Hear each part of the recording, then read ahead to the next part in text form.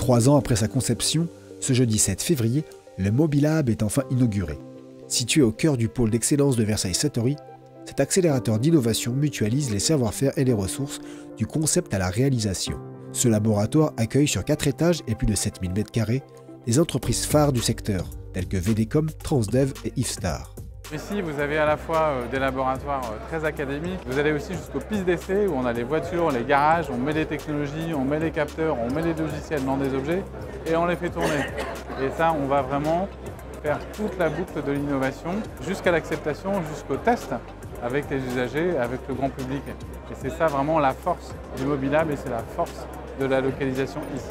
Le gros avantage d'être ici est de pouvoir proposer aux constructeurs, aux milieux économiques, des solutions améliorées pour la sécurité routière, pour la maîtrise des consommations énergétiques et pour la préservation de l'environnement. On travaille depuis plus de 2 ans avec VDCom et Ifstar, donc il était très naturel pour nous de les suivre jusqu'au Mobilab. L'enjeu, c'est de créer de l'innovation et de créer l'industrie de demain. C'est ici que se concentre l'essentiel de la recherche et de la production dans le secteur automobile. Ce sont 45 000 emplois qui dépendent de ce secteur automobile.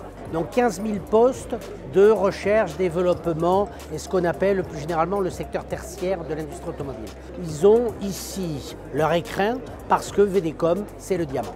Pour nous, le département des Yvelines, premier département, comme je l'ai dit, automobile de France, doit le rester.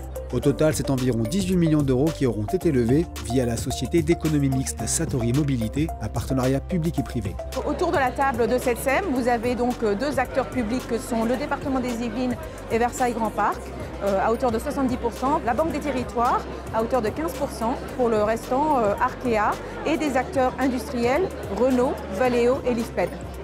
L'intérêt de ce grand projet, c'est qu'on est vraiment en train de créer la ville du futur. Et ce quartier de Satory va être à la fois très intéressant sur le plan d'une dynamique économique, mais aussi peut-être une ville équilibrée entre la nature et le construit, avec des logements pensés de façon écologique et des transports pensés également de façon écologique.